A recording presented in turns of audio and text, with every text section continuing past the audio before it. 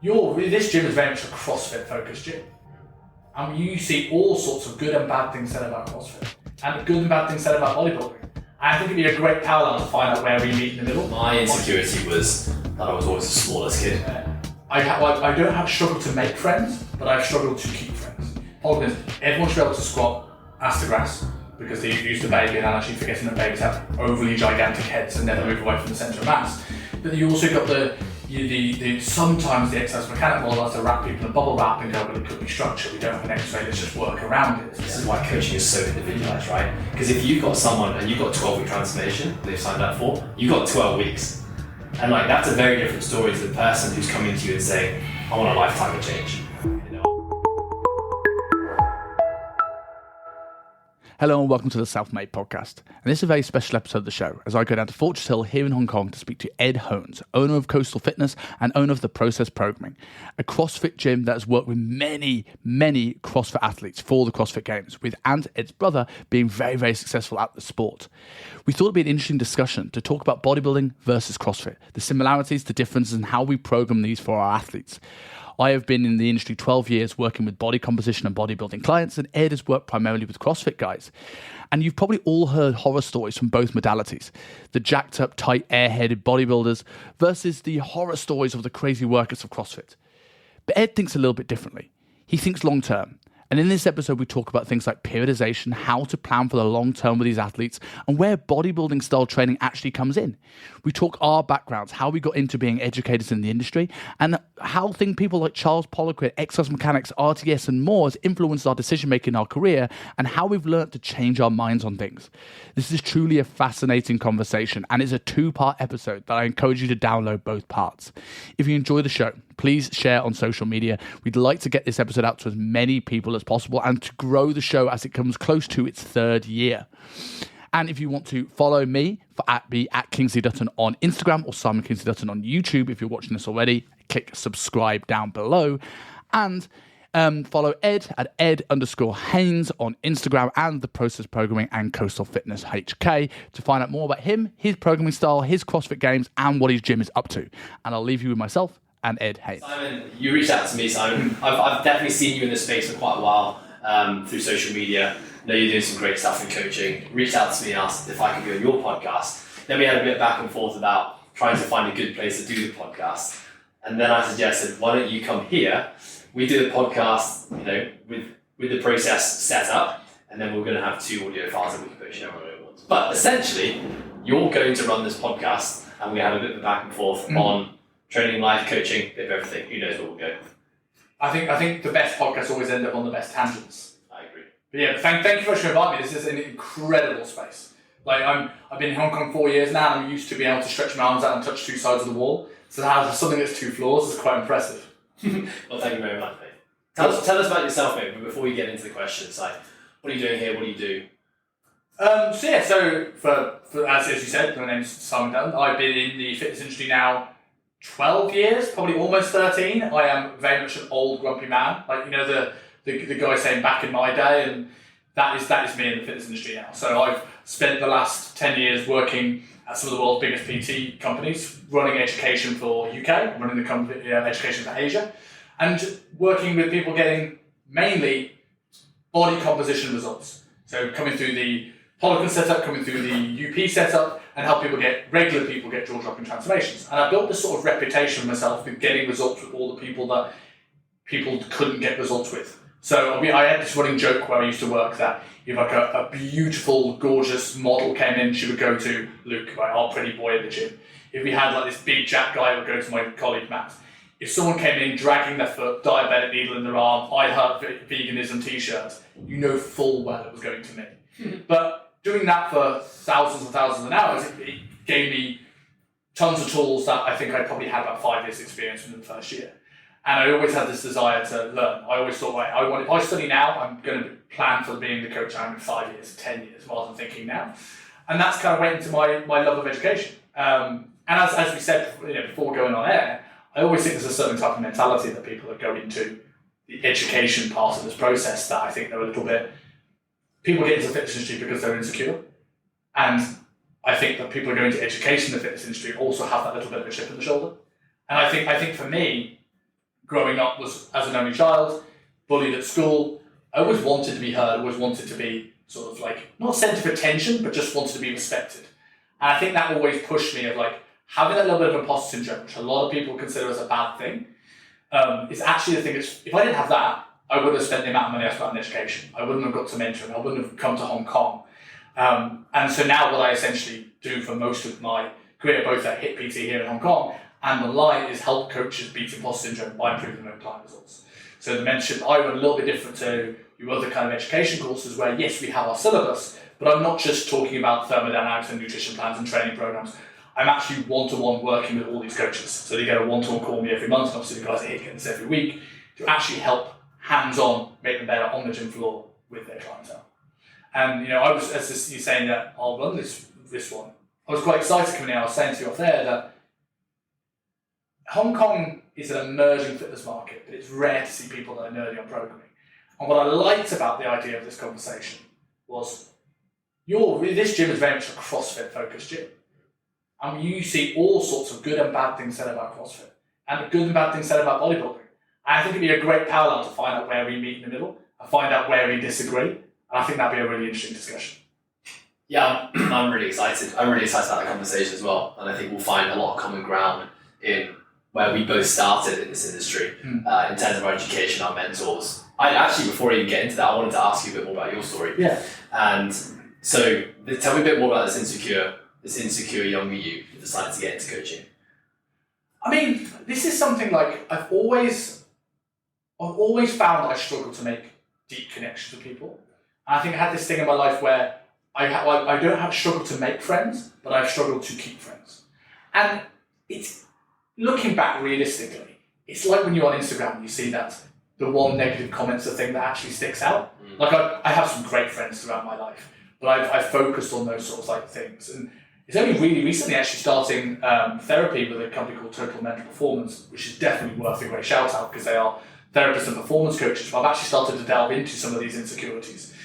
And I think with me, a lot of this spawned from, like probably like most kids that get into the fitness industry, is the inability to chat with women. Like absolutely terrible at it, not having the confidence. And because of that, I built up this process in my head that when I talk to people, I'm not confident, or I'm not charismatic enough, I can't hold a conversation. And I think a lot of that then was the pursuit of like, how do I make myself stand out more?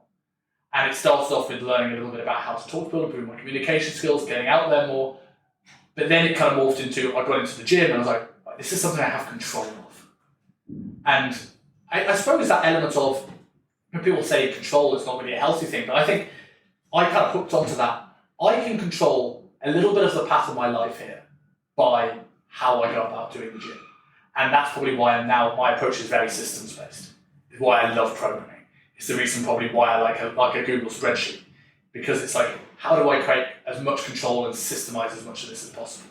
I kind of drawn on a tangent from your question, but I kind of hope that kind of answers a little bit of that. No, it does. What age are we talking here? At what point did you start taking ownership of this insecurity of yours? And I think as well, like, you're talking about your insecurity, like you've obviously done some reflecting on it. Yeah. And you have more clarity on it. Is that something, did you go to these therapists that you're working with now with that intention of trying to uncover it, or was that something that emerged throughout your conversations? A little bit of both. I think I've always had this thing, I was like, I almost went through like 2 yearly cycles with certain groups of mates. And I was like, well, I know I'm friends with these people, but why am I the one lower on the invite list? And I always had that frustration of like, right, why do some people find it so easy to make these connections? Well, I have to work hard all the time. So I kind of had a rough idea, but I didn't know where this came from. And it's only when I kind of went into the sort of like the therapy route, and we kind of did the thing where you have to, I don't know if you've ever done therapy, but you have to go over into, like, imagine you're over your timeline of your life, and you go back all the way into what's the earliest thing you can remember. And I remember like the first person I ever told I fancied laughed in my face. I remember the times getting bullied in year 6. And like, I started looking at all these moments, and like now, probably if something like this happened to me at 30, while I would get an emotional response to it, I'm wise enough, hopefully, to be able to have a bit of perspective. You don't realise how much these things actually affect your psyche. Like, I've, only child, so probably that hasn't helped things, but I've got great parents, I've been very, very lucky, I've not come from extreme poverty, not been mega rich either, but like I don't have anything on the surface. I go, that's my issue. And there's nothing, I don't think, touch wood, that I would go into an ayahuasca ceremony thinking it's going to come up, it's going to ruin my life. But all these little things, whatever your trauma is, it may not have to be a big thing. It's not abuse, it's not getting beaten up, it's not violence. It could just be something as simple as failing to make connections that actually just carry with you. And I think that's what I found is going through this therapy process, is just being able to have a little bit of perspective on it and be able to see it a little bit more from where that one could have taken me, and two, just understanding like, now, if I had that opportunity again, I would have looked at that whole thing differently. And it isn't actually maybe as much to do with me as I thought it was. So how would you look at it differently? But now? Yeah. I think it's just more of a greater awareness of realising that the things that people do to me probably aren't anything to do with me. Like, people will be so much more free when they realise how people... Are we good to swear on this podcast? Is this a swearing podcast or not? Am I censored? Al? I will say no in this time, right? That's good. I say it all the time. I do remember Al saying recently we should try to stop swearing. Cool. Yeah, like, I think it's how freeing it is when you realise how people don't care about you as much as you think they do. Yes. And for so long, when like if you're not invited to something, or it may mean nothing to do with what you are. Like I had an issue recently where I had a group of mates that like I wasn't invited to stuff as much as the others. And I looked at it like, what is it to do with me? Why are I the person that is charismatic or interesting enough to be on the invite list? Or it could be the fact that these boys are going on lads' holidays to meet loads of women, and I've been engaged I've been in a relationship for 9 years. I don't fit that mould. But I would have looked at it a year ago as my problem. What is it about me? Well, actually like, okay, well maybe it's just happy to be texting this person, do you want to go for lunch? And I would not look at it like that. I wouldn't look at it as a spontaneous thing. So I think it's just realising that actually people don't actually care about you as much as you think. And that's actually quite a nice feeling. Can I ask, becoming a coach and thinking that it was going to fix the problem of you struggling to create deep relationships and have good friendships. Yeah. Did that actually achieve and fix the problem? My initial reaction was no. But I think it's more complicated than that. I think in its essence, no, it hasn't. Like I still have issues, I still have insecurity, I still have imposter syndrome. I still we look in the mirror and we always see the worst parts of ourselves, right? So whereas it might have been how small I was 10, 15 years ago, and now it's my teeth. But I'll always find the worst stuff. And other people won't care about it as much. But on the flip side, me having at least bouts, especially when I've gone and got incredibly lean, of being more confident in my appearance, or the very least thinking I'm a walking advertisement for what I do, gave me a little bit of a positive chip on my shoulder. Like, cool, I know what I'm doing. And that alone maybe made me take more opportunities, go out there more, speak to people more. That in turn has helped me overcome that. Like, as we said, like this is half my podcast, half your podcast this time. I'm 122 episodes into my podcast. Would I have done this if I'd never gotten in shape or never gone into training? No, because that insecurity may have only got me into the gym, but the thing that got that me getting into the gym has now translated into 12 years of being dedicated to this craft and learning more and finding mentors and speaking to people. And that's now given me enough of a network to have a podcast with some crazy, amazing individuals like Jordan Shallow, Pat Davidson, Cassim Hansen, and a laundry list of amazing people in the fitness industry. So indirectly, it probably has. If I decided to become an accountant, would any of this stuff ever happened? Yeah. I'm a very bad accountant as well. Interesting. I'm reflecting on thinking about my insecure story that got me into coaching. I've talked about this before, but I've actually been reflecting on it quite a lot more recently because it came up in a conversation with our team. And my insecurity was that I was always the smallest kid. And it was like, really, the poignant memories are always end of year school photos, and I'd always be on the front row, and it'd always be like little gags. And I wouldn't really call it outright bullying, but there was always a joke that Ed would be on the front row. Because it'd always be like, who's the shortest in the class? And it'd be like, well, Ed, there you go. And then, moving into sport, like under 14s, rugby, getting potential call up for the Hong Kong team, Ed, you're too small. I was always playing an age group up. So Ed, you're going to be in the team, but you're not going to start this year. It's going to get bigger. Right, so always in sport, I was always the smallest. I was the smallest in school. And then it was when I was about 15, I was going on a summer holiday with my family to America.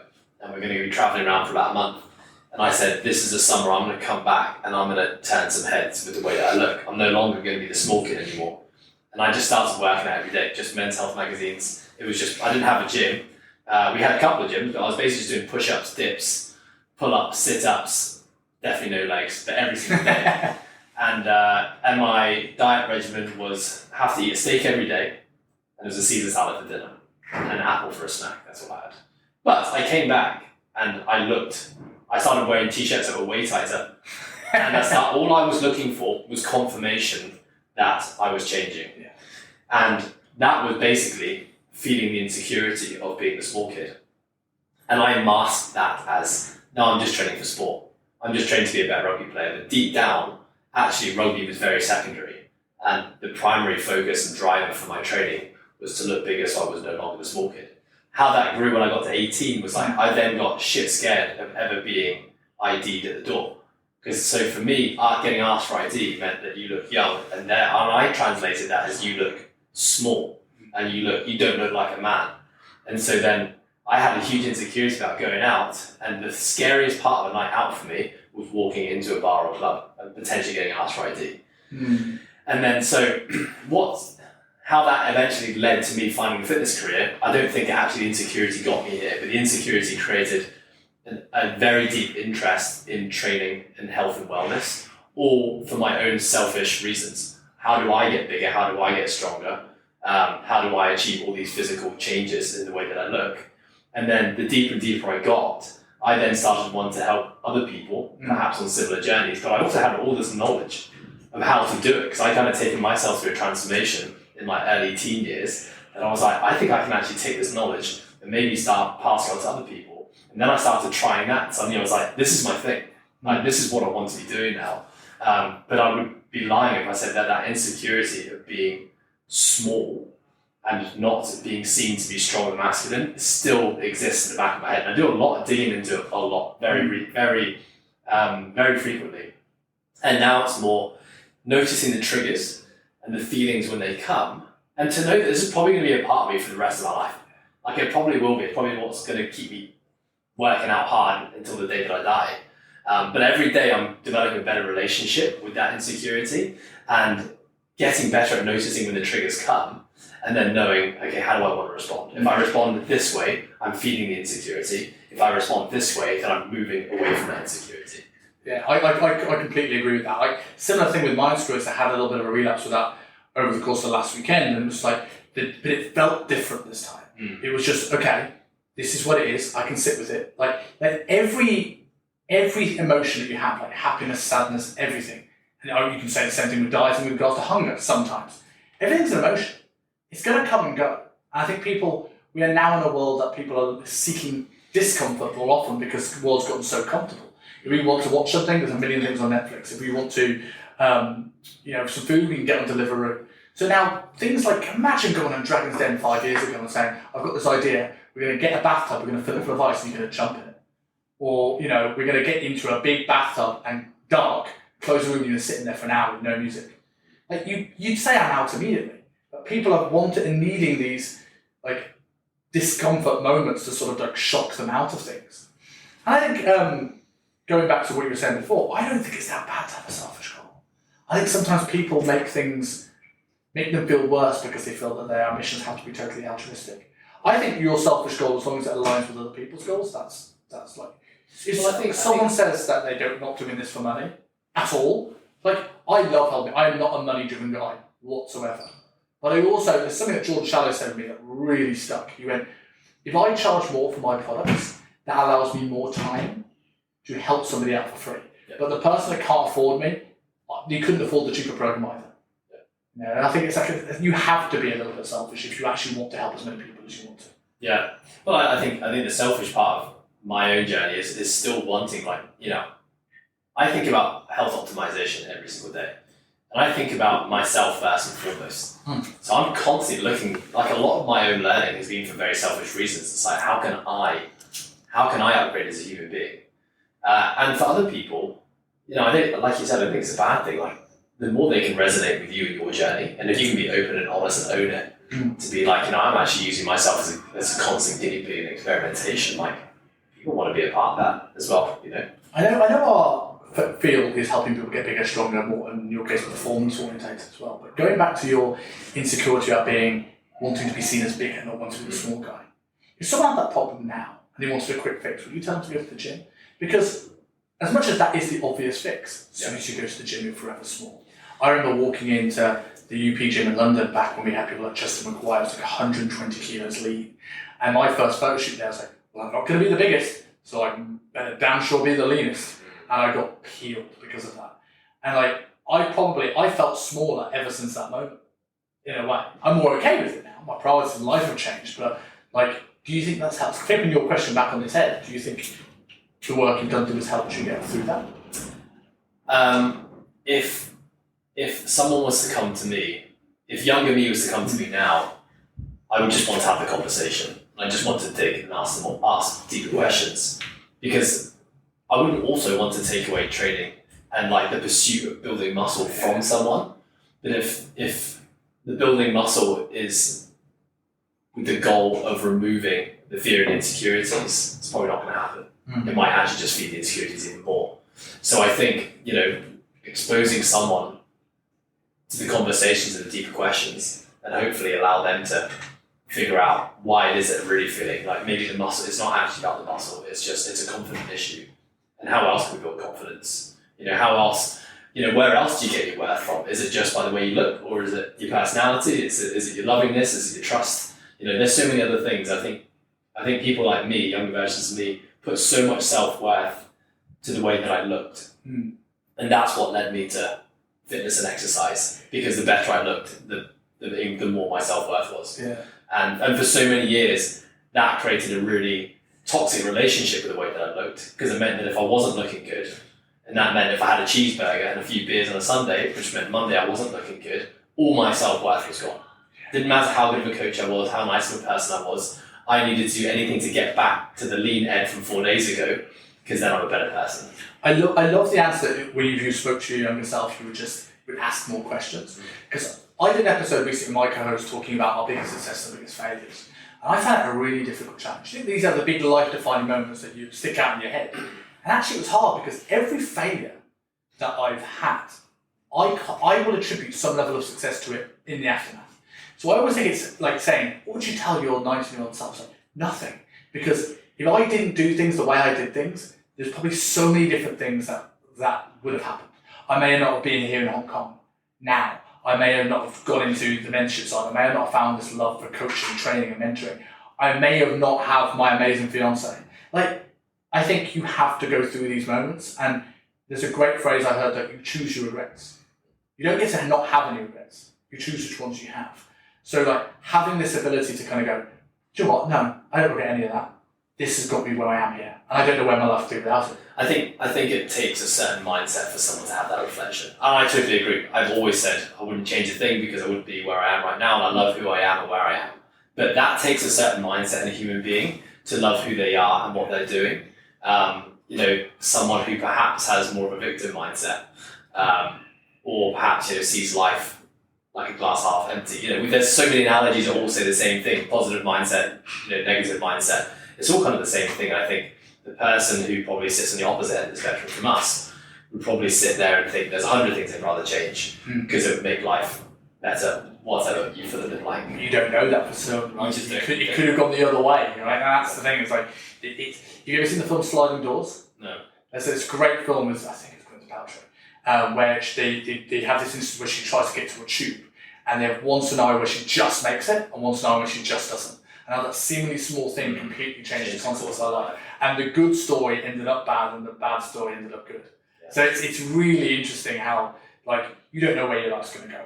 So and again, this is a lot of self-work and reflection, both via therapy and both via myself, of looking back at stuff. Like, I try not to think too much about what I would change, because I can't do anything about it anyway. So all I can do is start looking forward. So going on to the bit that I think that we are going to nerd out on, and the thing I'm almost quite excited about. I know from the logo on your shirt, the process programming, you're as much of a programming nerd as I am, but in very, very different fields. Tell me a little bit about why you decided to open up a CrossFit gym of all things. Because your story you just said was bodybuilding. And you said about athletics. And I know you spoke about being a broken athlete. Yeah. How did that become CrossFit? Yeah, good question. So the transition happened when, so Coastal Fitness early days, when we first started, I was just a one-man band. And the way that I would coach my clients would be very, very progressive, very structured, very periodized, upper lower body splits, most complex exercises first, most neurally demanding exercises first. Exercises get done on all the classic principles of periodization that I think we both agree on, that we probably learned from the Poliquin-esque era. And that was actually how I structured a lot of my training as well. As a professional rugby player, the strength and conditioning coach of the national team was a Poliquin coach as well. And he was awesome. And so I spent a lot of time in the gym, because I had so many injuries, it was very, very broken. I spent a lot of time in the gym just shooting the shit with him. And I was very interested in the training process. So every time I would break and I get an operation, I'd be like, right, what's the next 9 months going to look like? How are we going to do this? And I would nerd out. I'd question him a lot. I'd be like, I want to know exactly why you prescribe this exercise. Why is this progression on from the last one? And so I learned a lot just through that experience. Now, towards the end of my career, one of our colleagues here at Coastal Fitness had started doing CrossFit. And this guy was a skinny dude. He listens to this podcast as well, so sorry for us, I'll give him the name. But he was 69 kilograms. He had a lot of insecurities about the way he looked. He'd been lifting weights, but not getting much results. And he decided one day, he didn't really have a sport this time. He played a bit of football, but he wasn't pursuing it to a high level. The rest of our coaches were all playing high level sports still. And so strength and conditioning was a means to facilitate the sport. And so he didn't have this sport, so he was like, I want to try something new. So he goes into CrossFit.com and starts doing his CrossFit workouts. And the purist in me was watching him, looking at his methodology, being like, this doesn't make any sense at all. This is like constantly varied, random things that you're not qualified to be doing. Everything's done with intensity. But in the 6 months that he did it, he got jacked and he got shredded. And this is a guy who'd already been lifting weights for 5-6 years, a very, very hard gainer, not very metabolically flexible, wasn't building muscle, and suddenly his body transformed. He put on a lot of weight. Now, of course, there were a lot of things that were like lifestyle nutrition that we weren't really thinking about back then. We just thought he started CrossFit and look at him, he's jacked. So it just spiked a bit of interest in me.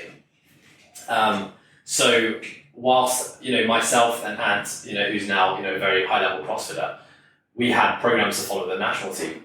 We would squeeze in CrossFit sessions. So we'd join our colleague and it was really just metabolic conditioning. But you throw in some Olympic lifting, throw in some kettlebells, throw in a lot of burpees, throw in sleds and prowler stuff. Kind of fun stuff, right? It was just different. I like the non-structured side to it because I've done so much structure for so long. The first thing we disagree on, burpees being called fun. Yeah, I actually quite like a burpee, still do, weirdly. So it just piqued my interest, right? I was just interested, and to be honest, I wasn't loving it. Most people want to talk about CrossFit, they say, I did my first workout, it messed me up and I fell in love. I'm like, I did my first workout and I thought the training methodology was so dumb. It was so stupid, it didn't make any sense. So in 2010, CrossFit come to Asia. They run their very first ever level 1. And so my colleague goes, do you want to go do the level 1? And I was like, I actually do want to go do the level 1 because I have a million questions that I can't find answers to right now. Many concepts on programming, didn't understand the way that they lay it all out. So yeah, I'd love to go and just, out of interest, find out what this is all about. Went to level 1, asked all my questions, didn't get any answers, right? So the questions on, even respecting the strength continuum. I feel like we were taught straight away, the way you structure training, even for a beginner, is you either do 5x5s, 7x3s, or you build to a max. I'm like, what about the person that doesn't have motor control and movement? What about the person that doesn't have strength endurance? What about the person that has never done a hypertrophy phase? How can we just go to 1 rep maxes? No, didn't have any answers. So I kind of left the level 1 with more questions than answers, to be honest. Felt very unsatisfied about it, but was still interested in just playing around with it because it was fun. I was doing it with my friends, it was something different. My interest in rugby at this point was kind of on the downfall. I just wanted to do something different than just split squats, hamstring curls, I just wanted to do different things at this point. And then the massive light bulb moment for me in CrossFit was coming across a guy called James Fitzgerald, who started his certification program is now called OPEX, and it's probably the gold standard when it comes to coaching education in the sport of CrossFit. He calls it mixed modal fitness. That's his way to like basically say it's CrossFit, but it's not CrossFit. Anyway, James's story was that he was a part of the Polygon Institute. So he was a strength conditioning coach who was very, very, very smart, working with high-level American footballers and soccer players. I say soccer because he always says soccer. He was a professional athlete himself. He won or podium the first CrossFit Games. And he basically fell out of love with CrossFit. He won the games and was like, this is just done. There's no systems, there's no structure. Very much like me, he'd come from a structured background and he'd come into the sport just chaos and constant variance. It didn't make sense to him. So he then set out to create methods to the madness. So he basically took classic scientific principles of strength and conditioning and just simply applied it to the sport of CrossFit. So he started talking about periodization. He started talking about micro mesocycles. He started talking about structural balance, like single leg exercises. Like you can't just squat to get better at squatting. You know, he was having all these conversations. He was talking about energy systems. So he like worked with the endurance crowd and taking concepts on of how to peak for a marathon and applying it to the sport of CrossFit. It's no different. It's just the modalities are changing now. And I came across his certification program, and I was like, this is it. This finally makes sense. I'd been there scratching my head for so long, being like, I don't understand how the hell I would even sit down to start writing a training progression. And Ant, my brother, you know, he was clearly going to be good at the sport already. He asked me, he said, he was the first coach. He didn't have a coach. He said, Ed, can you program for me for CrossFit? And I was kind of like, man, I back myself as a coach, but I don't even have no idea where to start with this. So I tried to coach him for a while, and I just said to him, I was like, I think I'm doing you a disservice. I don't know enough about this sport, and I can't figure out a way to be systematic like I have been for so long. So I ended up doing the certification, and it was just speaking to me. It was like, okay, this totally makes sense. Like now I can write intelligent training progressions that just make sense. And it's because I had all that background in strength conditioning that it just made sense. Because I then, you know, I was telling the world about OPEX. I'm like, okay, you need to don't just do the level one, like go deep down this stuff. And I saw so many people do the OPEX certification come out, it was just as lost as they were going into it. I was just lucky that I had all that background before, was able to just understand what does a sport require, and now just apply it to the methodology, the process. So essentially what happened then was when I started to understand the methodology and find a way to make it progressive, to make it make sense in my eyes, I then started playing around with it with some of my clients. Now, I wasn't programming CrossFit to try and get people to CrossFit Games. I was just starting to implement more mixed modal elements. So it was like, more from a conditioning standpoint, playing around with just different things, teaching them skills, things they hadn't done in the past, and people were just loving it. I was seeing massive progress in my own journey at this point in time. And we were running a group program outdoors, free of charge. We had like 300 people we were training every week out in the Happy Valley pitches in the schools. We were just driving around and we'd be running these massive group sessions. And then we basically bought a ton of fake TRXs from Taobao. We bought loads of sandbags, we had loads of kettlebells. And we would just basically start programming, like, we would call them WODs, but essentially, like, the session would always start with some strength work, as much as we could with the equipment that we had, and then we do some conditioning work. So it was kind of like a watered down variation of what most people at that time would call CrossFit. And it was really fun, and people were loving it. It was safe, like, we weren't able to load people more than a 30 kilogram kettlebell. So, like, no one was getting injured. People were loving the variety of it. And then, you know, after a couple of years of experimentation, the group stuff and with individual clients and our own training getting more and more interesting and me falling more and more out of love of rugby, we were like, why don't we open a gym? But when we opened up a gym, we never called ourselves CrossFit Gym. So our name straight away was Coastal Fitness. We weren't CrossFit Coastal. And the reason for that was we didn't want to fully just identify as a CrossFit gym because, you know, personal training was our bread and butter. And most of our clients were just general pop, looking to be fitter, healthier, faster, build muscle, you know, the type of thing. So we didn't go down the CrossFit route. Essentially, we were the second affiliated CrossFit gym in Hong Kong. And I think just straight away, people saw we were just doing things differently. You know, we weren't just trying to mess people up. We were writing training blocks. We were educating people what the training cycles were. We created multiple training groups straight away. So it wasn't just one workout a day. Everyone do it, will scale you up and scale you down. It was like, no, you're going to be in this group because your ability level is here and your goals are here. You're going to be this group, you're going to be this group. So we did loads of things that were very different that I don't think anyone else was really doing at the time. And again, like I lean back on all of my education background from before to know that this is the way we've got to do it. We can't just have one workout, and we can't make my mum snatch. I can't be doing trying to teach my mum to ring muscle up. Like, that's not what she wants. I can't be put my mum upside down on a wall doing handstand push-ups. And I use my mum as an example because she was one of my first members, and it was good for me to have her there because it was like, what does my mum really need? Yes. And why is she actually here? She's not here because she wants to get to the CrossFit Games, which I think is the biggest mistake most CrossFit gyms do. They look at what's programmed at the games, the sexy stuff on YouTube, and then recreate that in their gyms. And I was like, my mum doesn't have any interest in that. How do I make this safe for her so she can enjoy the group environment, she can still get strength and conditioning, and this is supporting her life? And what do I need for her to do to excel in life? Well, she's got to be strong. She's got to build muscle. She needs to know how to use her body through various planes of movement. And I want to have a basic aerobic system. And so as long as I tick those basics, I couldn't fit. What do you think most people come to coasting for? Performance or body composition? I would say body composition is very low down the priority list. I don't think people come saying explicitly they want body composition, but I think most people are coming here because they want to be fitter, they want to be healthier. I think that's really the overarching goal. I think a lot of people have come here having done things like transformations. They've played sports, they've tried maybe HIIT in their 45s and boot campy style things, and now they're ready. They're at a stage where they're ready to make a big commitment to their health and wellness. So that means like they're ready to train 4 to 5 times a week. I would say fitness and health and wellness is probably their top 3 priorities in their life. It's kind of things they think about all the time. But now, we have our biggest within our what most people would look at as our CrossFit program. Our biggest group is our Live program, which is kind of like our first entry level program. And most of those people don't even watch CrossFit Games. Like, they don't even know what the CrossFit Games are. Yeah. They've come here because they want to get stronger, they want to get fitter, they want to be in the group environment. They want to learn new things and challenge themselves and be a part of those newbie games of learning something new, but they don't sit and watch the CrossFit Games. They couldn't tell you who won the CrossFit Games last year. Probably didn't even know that Ant competed in the CrossFit Games once. And that's just kind of like the evolution of where our clientele is moving to now. Yeah. With that said, we obviously have a lot of people who have been doing CrossFit for a long time. Perhaps they've been at another gym in Hong Kong, or they've been at another gym overseas, they've just moved to Hong Kong, and they have chosen CrossFit as their sport. So in the same way that I chose rugby, this is their thing now. Like, this is what they love.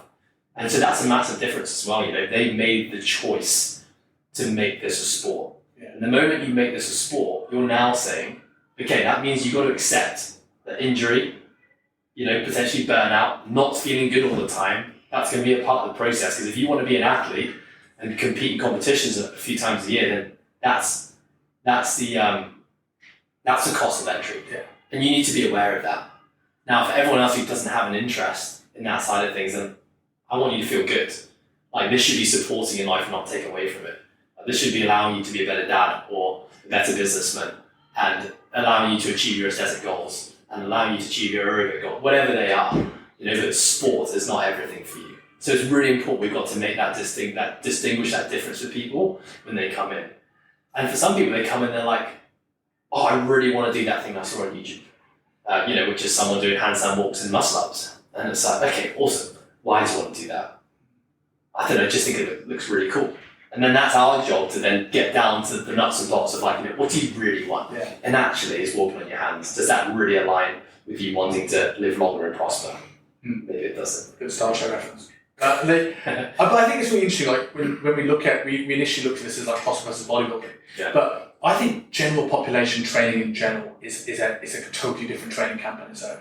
Because if we look at say, I always look at continuing from like powerlifter to bodybuilder. The bodybuilder will probably want to get stronger, but he doesn't really care as long as you look better at the end of the process. Yeah. The powerlifter or performance guy probably would like to be be bigger and look a bit better, but doesn't care as long as more load goes in the bar.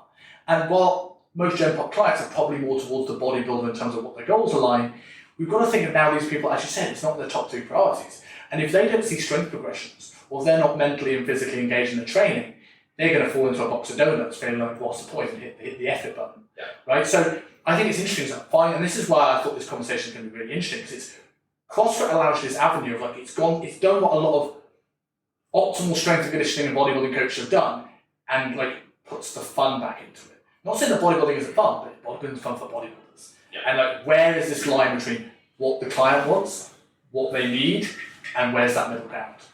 So like going into like this system itself, you see all the horror stories with CrossFit, right? Like people getting injured from active and passive range of motion issues, not managing fatigue well because it's almost like it's written by a guy with Tourette's. He said it's random, right? So like, how do you program differently to work around people's different active and passive ranges, inability to squat, bench, deadlift, overhead press? How do you make that different? And also, how do you make that different in a group program as well? Because that's where I suppose the challenge is. Yeah. So how we do it here is even our group programs have a one-on-one assessment that people have to go through. So I would say that our barriers to entry to join our group program is pretty high. Most people love group training because it's got really low barriers to entry. They can just walk in and get a good session, and that's not what we're doing. So our assessment protocol, when someone first comes in and says, I want to be a part of this Live Perform Compete program, that's our 3 different levels, they have to go through a one-on-one assessment. They actually have to pass the assessment. So what we're assessing there is exactly like you said, passive and active ranges. Can someone move into a hips below parallel squat without any movement, like drastic movement deficiencies? Can someone put both arms over their head passively hand loaded? Is someone able to hang off a barbell, hang off a pull-up bar for 30 seconds, like basic level strength? Can someone perform 8 split squats in one leg and perform 8 split squats in the other leg? Can someone hold themselves in a front plank position on their hands supported for 30 seconds? Can someone support themselves in like a Sorensen hold or a GHD for 30 seconds? Like very basic things, but what that immediately qualifies the individual to do is if I know that they can perform a good looking air squat and they have minimal imbalance in right to left leg, and they can place their hands over their head without lumbar extension and potentially putting their spine at risk, then I know with intelligent, smart loading that this athlete is going to be safe. Here's a follow-up question I have on that, because it's something I've always battled with, going down the RTS sort of world and going down the polygon sort of world, right? And polygons, everyone should be able to squat ass to grass, because they use the baby analogy for getting that babies have overly gigantic heads and never move away from the centre of mass. But you also got the sometimes the exercise mechanic world has to wrap people in bubble wrap and go, well, it could be structure, we don't have an X-ray, let's just work around it. Yeah. Where is this middle ground with you? Like, obviously some of these things, a dead hang, plank position, yes, 8 split squats, everyone could probably do that. Yeah. But the below parallel some people actually can't do. Yeah. What, in terms of like never because of structure? Just don't have the basic level strength. Yeah, but like, yes, they could be trained to do that. Gotcha, yeah. Like with regards to like say a below parallel squat of being able to have a loaded overhead position, stacked, ribcage pelvis, is that something that you reckon most people can do, regardless of anything? I would say that we probably pass about 70% of our assessments. So 30% actually we say, unfortunately, we're not right now at a place where we can move you in to the group class program because it's just going to be unsafe. And you're just not going to get the progressions that you'll come here for. So we obviously got to offer those people solutions. So we say, either we can get there via one-on-one coaching, or perhaps we have this other class that's, doesn't have those requirements and you can perhaps do kind of like a light version of it. Yeah, but I mean, I'll put my hand up and say straight away that I can't do an ass to grass squat. I've never been able to do an ass to grass squat. And then, having a bunch of knee injuries, where I've got, a lot of bone on bone now, like I'm never going to be able to get bone spurs, maybe long femurs. Exactly. And long femurs. So I've got a lot of things working against me in the squatting space. But I guess, a requirement of the sport of CrossFit, and even though our Live program isn't really preparing people for the sport, there is a movement standard requirement where we want people's hips below parallel. Now, if people are kind of on that borderline, which is basically what I am, then we're totally fine. What we're really looking for is can we have someone squatting with their knees tracking over their toes without, aggressive lumbar flexion, and be safe to put a barbell on their back and know that they're not going to be injuring themselves. That's really what we're looking for. And if someone can get asked to grass, then awesome, you're going to have probably 0 issues in the long term. And if someone's kind of on that borderline where potentially there's some movement conversation happening, we're going to have that conversation with them to say it's not the be all and end all to be able to squat ass to grass, but it should be within your interest to cultivate as much range of motion as you have, control that range of motion, because I think you're just going to bulletproof yourself in the future. And I think kind of going back to what you were saying before, which is, what are people coming for? I think a lot of people enter a CrossFit gym because they're kind of they're looking for function, right? They want to explore what their body can do now. And I very much came from a an aesthetic world where I didn't give a shit about function. And then I kind of went to like now the complete opposite end of the spectrum where I care a lot about function. I want to see what my body can do from like mobility, from a strength perspective, from an aerobic or an energy system perspective. I want to really challenge what it can do, but I'm also not going to lie and say that I'm still kind of stuck between I'm wanting to challenge the function of what my body can do, but I still care about body composition. And I would say that most people in the CrossFit space are probably in that same boat. You know, they may say that all they care about is performance and function, but I think a lot of people have something that is body composition related. So I mean, this is a hard conversation I have with a lot of high-level athletes who say, I just want to be the best CrossFitter that I can potentially be, and I want to make it to the CrossFit Games. And based on the standards of what an athlete at that level is, they're light. You're 10 kg lighter than what the average elite level CrossFitter is. Now, would you be willing to put on 10 kilograms to perhaps bring you up to a standard to allow you to be more competitive in sport? And often the answer is no. And so that's straight away where you're like, okay, so perhaps performance isn't your only goal. And that's totally fine. It's totally fine if not. If you want to hold on to having a six-pack and trying to be as athletic as possible with a six-pack, then that's great. Let's work towards that goal, but as long as we're clear on it. Yeah. You know, but if you're saying that all you care about is to be the best athlete you can, but then you're not willing to let go of the way that you look, well then, it's not a conversation. How do you shift people with your people who just want to look better, feel better, and maybe the people that are coming in for maybe more body composition goals? One of the biggest things, this is interesting from my perspective, my coaching, going into somebody who maybe focuses more on the performance side of this compared to the body composition side of this. A lot of people will finish fat loss goals with a goal in their head because they feel they should to build muscle. And what I realise is most people don't actually want to build muscle as much as they say they want to build muscle because you don't want to risk losing their abs in the process of doing it. And I find that sometimes, and this is where the mechanics ball and working around, you know, structure, and it has its limits. I think it's sometimes better to find the right squat for somebody rather than saying don't squat. I went through that for years. Squatting is not for you. Do hack squats, do pendulum, do split squats. Yeah. Like, awesome. And if my only goal in life was like never to run a business, never have kids, never to do anything else in life, it was just my only goal was the biggest squats, it's probably good advice. Yeah. But after a while, that kind of training becomes a little bit less fun. Yeah. But for that person who's coming out of that diet and now you're trying to get them to shift over to a more performance mindset, because muscle building takes a lot longer and it's a much slower process and we can't be fixated on the scale or the way we look. How do you help people make that shift in terms of mindset to go with that performance? Yeah, I mean, ultimately, it's not my decision to make, is it? And I think that's the hard thing as coaches. You know, we can have our biases and the lens that we love to look at training through, and perhaps we have our reputation of what we're able to do. I think sometimes we put that onto the people that we're serving. And I think ultimately, it's just, again, going back to asking the right questions and figuring out what that person really wants. Sometimes people actually don't know what they want. Like you said, like sometimes people say they want to build muscle, and then you get into the process of building muscle, and then you realize pretty quickly, like, this person actually doesn't really want muscle, you know? And so I think that the earlier you can get clarity on that, just the more smooth sailing the journey's going to be, the easier that transition is going to be. And I always say to people, I'm like, it's totally okay to have your biggest goal be something that's vanity related. And I always share my story. I'm like, I still care about the way I look. Like, I'm not going to sit here and lie and just pretend it's all about how much I can squat and how much I can snatch and clean. Like, I love that stuff. But like, there are times where I've tried to get as strong as possible and I put on 3 or 4 kilograms and I actually look at myself in the mirror, I feel quite sad. And I'm like, I don't want to look like this. I'm not confident. I feel like it's affecting my worth as a coach. And this is crazy. This is somebody who thinks about this shit every single day. And these things still feed into my mind, you know?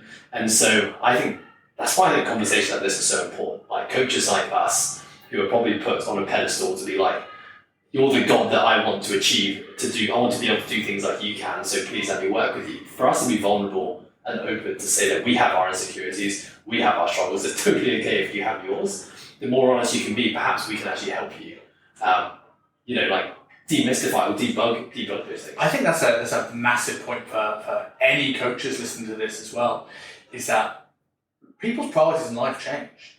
And while, like you said, like early on in your late teens and 20s, you were there to get bigger. Now, you still care about that stuff, but that focus has now got more on performance. Now, for me, I had a real hard time. Like Chris Williamson from Modern Wisdom calls it the menopause, right? Yeah. Right. You know, everyone's trying to be a bodybuilder in their 20s, and all of a sudden they start Brazilian Jiu-Jitsu in the 30s. But I hadn't talked about that long. I so relate to that story of like, I spent my entirety of my 20s as a coach, head down, in anatomy books, working on programming, and in a basement. Didn't see the world, didn't do anything outside of that. And I just lived for work. And now I'm getting into my early 30s, like, there's other things in life that I want to do.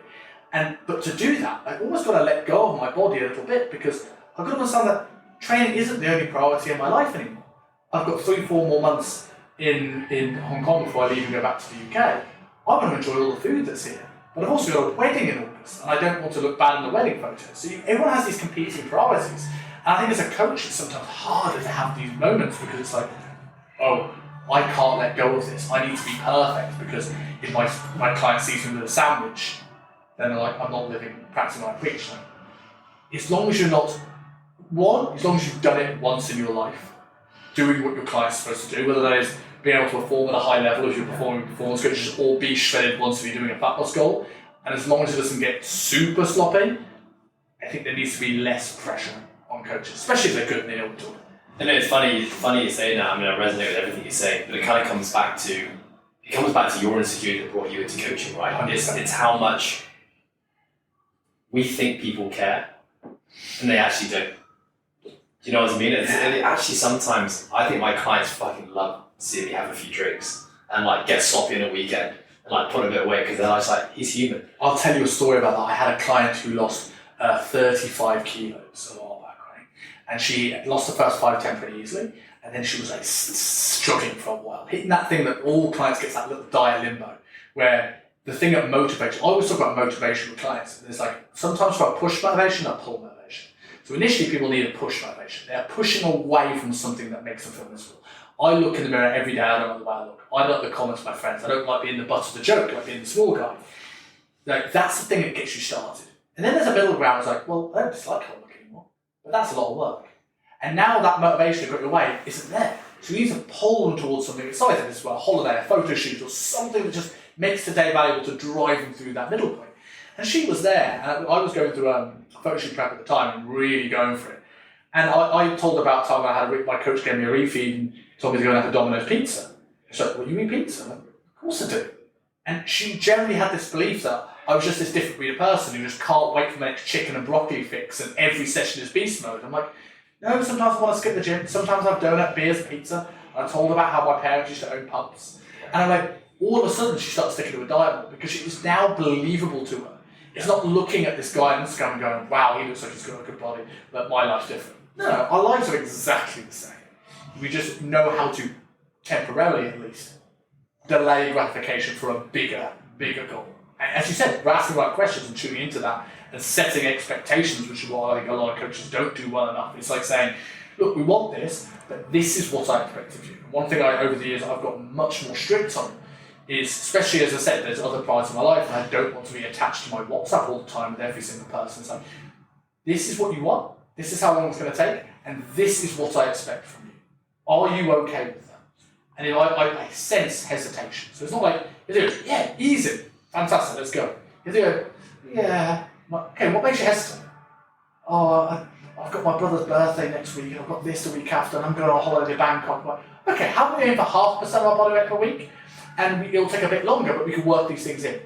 Yeah, that sounds good. And I can tailor the expectations to their reaction. And I don't feel enough coaches do that. As you said, they put their goals on people to the point where they're pushing harder than they ever really wanted to do, or they're shooting for a goal and they don't understand the work. It's pay for my personal trainer now, my abs are incoming, like a deliverer. And that's just how it works. Yeah, I mean, we always say that if something is not a 9 out of 10, and then a 9 out of 10, yes, I can do it, then do it. And that's what I'm always looking for. I love the idea that you're just talking about, setting up a roadmap. This is where you are. This is where you can get to.